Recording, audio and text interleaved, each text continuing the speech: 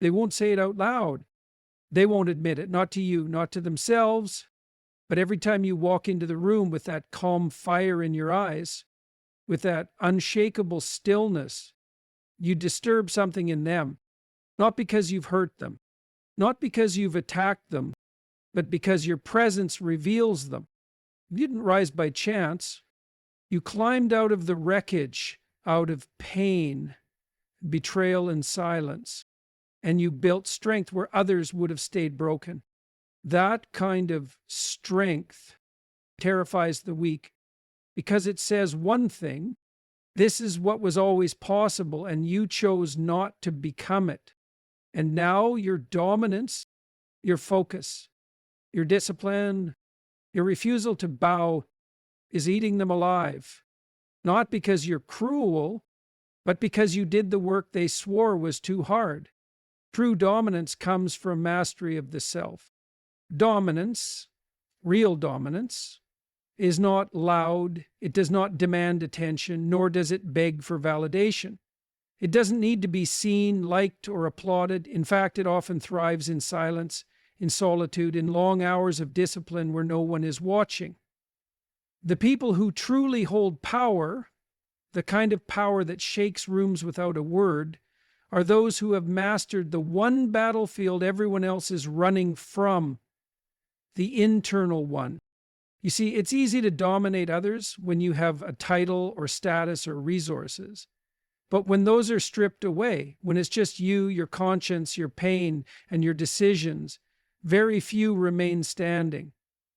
That's where true dominance begins. It begins in the refusal to let your wounds define you. It begins in the quiet moments when no one's clapping, but you still show up. It begins in the commitment to order your own chaos before ever trying to influence the world around you. Most people are reactive. They respond to life like a storm-tossed ship with no anchor. Their moods, their actions, even their values change based on what the world throws at them. But dominance, true psychological, emotional, and spiritual dominance, is about becoming your own anchor. It's about standing in the middle of life's uncertainty with a spine that does not bend and a soul that does not shatter every time it is tested. And that's what unsettles people the most. Because when you master yourself, when you stop being a slave to your own impulses, when you start walking with intention rather than addiction to chaos, you become a reflection of everything others are avoiding. Your discipline becomes a challenge to their excuses.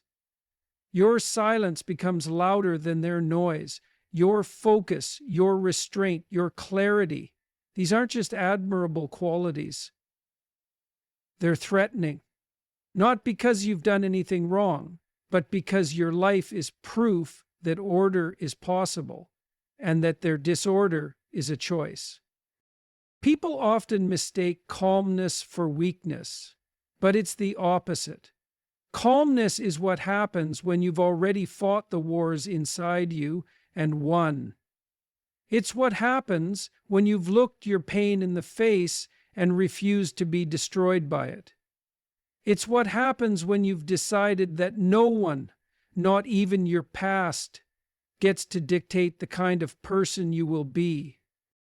And in that stillness, in that self-mastery, in that unshakable energy, you rise quietly, powerfully. And those who have built their identity around chaos, manipulation, or victimhood will feel it, not because you intended to threaten them, but because your order confronts their disorder. The world doesn't tell you this, but the most dangerous man in the room is not the one shouting. It's the one who doesn't need to. The one who speaks with actions. The one who could destroy but chooses not to. The one who knows who he is and therefore cannot be manipulated. And that is real dominance. Your growth highlights their stagnation. There's something most people never tell you about personal growth. It's not just about becoming better. It's about becoming a mirror. Not the kind that flatters or distorts, but one that reflects people back to themselves with piercing clarity. And when that happens, not everyone will applaud your transformation. In fact, the more you grow, the more some people will start to shrink around you. Not because you've harmed them, but because your progress makes their stagnation undeniable. When you begin to elevate your life, mentally, emotionally, spiritually, you disrupt the equilibrium that others have grown comfortable with. You no longer fit into the roles they've assigned you, and that alone can feel like a betrayal to them.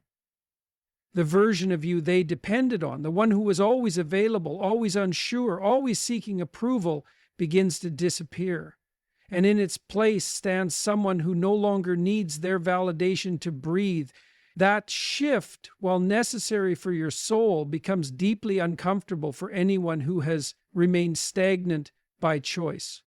You begin to see it in the small things, the awkward silences in conversations that once flowed, the subtle jabs hidden behind humor, the growing tension when you speak with conviction, when you draw boundaries, when you start saying no without guilt. What's happening beneath the surface is simple but profound.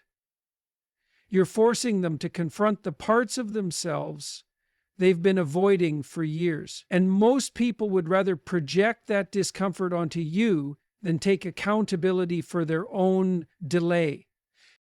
Your ambition shines a light on their complacency. Your discipline highlights their distractions. Your healing reminds them of the wounds they've never faced. It's not that you've become arrogant or unreachable. It's that you've become a mirror they can no longer avoid.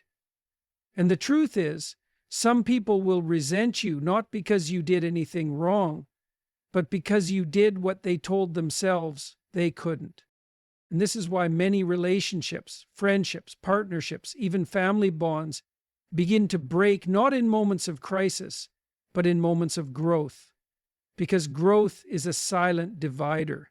It separates those who are willing to evolve from those who would rather stay comfortable. And when you start rising, the ones who never intended to grow with you will either try to pull you back or walk away altogether. And that's painful, yes. But it's also proof that your path is real. Because true elevation does not require the applause of those who never had the courage to rise. You will learn that the higher you climb, the more sacred your circle must become. Not everyone deserves access to the version of you that took blood, sweat, and years of transformation to become. You must understand, you are not responsible for the insecurities your growth exposes in others. Your progress is not a crime. Your strength is not an insult. Your success does not make you selfish. And your decision to evolve should never be something you apologize for. Let them feel the discomfort. Let them sit in the tension. Because if your growth shakes something loose in them, that is not a sign you're doing something wrong. It's a sign you're doing something powerful. They're not offended by you. They're haunted by your discipline. Most people won't tell you directly what's bothering them. They'll hide behind sarcasm, passive remarks, or sudden distance. But if you pay close attention, you'll realize this. What offends them isn't your personality, your tone, or your opinions. It's your discipline. It's your consistency. It's your refusal to break the promises you made to yourself. See, discipline is one of the most confrontational traits a person can embody, not because it's loud or aggressive, but because it represents everything others say they want, yet continuously abandon. When you operate with self-control, when you show up day after day, regardless of how you feel, you become living evidence of what's possible without excuses. And that truth can be uncomfortable for people who have built their identity around avoidance. You wake up early while they sleep in. You train your mind while they numb theirs. You choose delayed gratification while they chase the next hit of pleasure, the next distraction, the next escape. And every time they see you focused, composed, intentional, they are reminded of their own chaos. It's not about superiority, it's not about judgment, it's about contrast. You represent a level of self-respect they haven't yet cultivated, and that reflection forces them to reckon with their own choices. Discipline is threatening because it destroys illusions. It tells the truth without speaking a word. It reveals that talent isn't enough, motivation isn't enough, passion, dreams, vision. They're nothing without structure. And the moment someone realizes that, they are forced to acknowledge something painful. The gap between where they are and where they could be isn't the fault of the world. It's the result of their decisions. And so they react, not with admiration, but with irritation, not with questions, but with criticism. They say, "You're obsessed, too rigid, too intense." But what they really mean is, "You're doing what I won't." Your discipline becomes a reminder that greatness requires cost, and most people aren't willing to pay it. So instead of rising to meet the standard, they try to lower the one you've set by mocking it. But here's the truth you need to stand on. You do not need to explain your standards to people who are committed to comfort.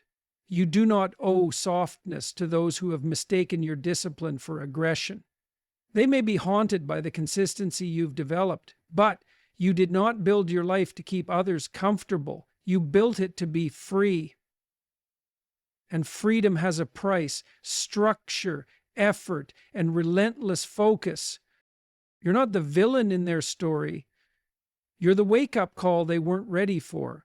And if that offends them, if your presence unsettles their mediocrity, that is not your burden to carry. That is theirs to confront or ignore at their own cost. You are not responsible for how your discipline makes the undisciplined feel. You are responsible for protecting what your discipline has built. You're living proof that excuses are lies. People don't mind your success when it feels distant, when it's abstract, when it's on a screen, when they can dismiss it as something unattainable. They'll cheer for it. But when they know you, when they've seen your struggle up close, when they remember where you started and you still rise, that's when the discomfort begins, because now they can't pretend it was luck. They can't write it off as a fluke. You become a direct contradiction to every excuse they've ever told themselves. Excuses feel safe. They protect people from accountability. I didn't have the time. I wasn't given the chance. People like me don't succeed. These are the stories people cling to, not because they're true, but because they make stagnation feel justified. But when you show up, battle-scarred, unprivileged, misunderstood, and you still refuse to fold, you tear a hole in that illusion. And that kind of truth, it doesn't inspire everyone. It exposes them. You become living, breathing evidence that it was possible, that it is possible, that the doors were never locked, they were just never pushed. And when people are confronted with that kind of reality, they only have two options: change or blame. And most choose blame.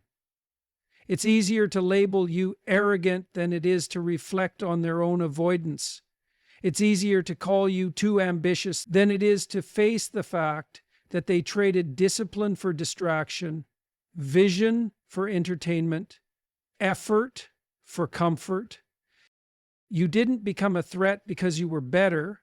You became a threat because you proved their reasons were optional. You chose sacrifice where others chose escape. You chose focus while others were chasing approval. You made decisions based on principle, not pressure. And now that the results are visible, now that your mindset is showing in your lifestyle, your boundaries, your peace, it's impossible for them to pretend that you just got lucky. But here's the deeper truth. You didn't do it to make a point. You didn't rise to shame anyone. You rose because staying the same was killing something inside you.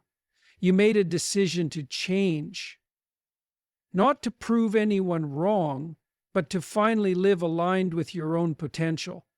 And if that threatens others, that says more about what they've neglected in themselves than anything about you. You are not the reason for their guilt. Their lack of effort is. You are not the one who betrayed them. Their comfort betrayed them. But when faced with someone who proves what's possible, the insecure would rather question your character than question their habits. Let them. Your life is not a weapon, it's a wake-up call. If it becomes uncomfortable for those around you, so be it. You're not here to validate their limitations. You're here to break through your own. You didn't come this far to become their scapegoat for why they stayed the same.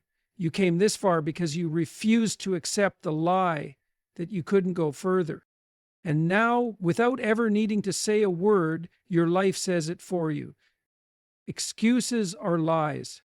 The strong trigger the insecure, but it's not your burden to diminish yourself. One of the most misunderstood truths about strength, true inner strength, is that it doesn't always inspire people. Sometimes it threatens them. Not because strength is inherently aggressive or prideful, but because strength reveals what others have chosen not to build within themselves. When you develop real resilience, the kind earned through suffering, discipline, and radical self-honesty, you naturally become a kind of emotional disruptor. You trigger things in others that have nothing to do with you. Insecure people often don't hate your strength. They hate how small they feel in its presence. And rather than rising to meet that energy, they turn against it. They mislabel it. They try to shame it, mock it, or twist it into something toxic. But what they're really doing is confessing. They're confessing that your existence challenges their self-point. Your ability to remain calm when others panic. Your habit of showing up when others make excuses. Your clarity in a world that thrives on confusion. All of these become indirect accusations in the eyes of the insecure. Not because you accuse anyone, but because your life is a reflection of what discipline, accountability, and character can produce.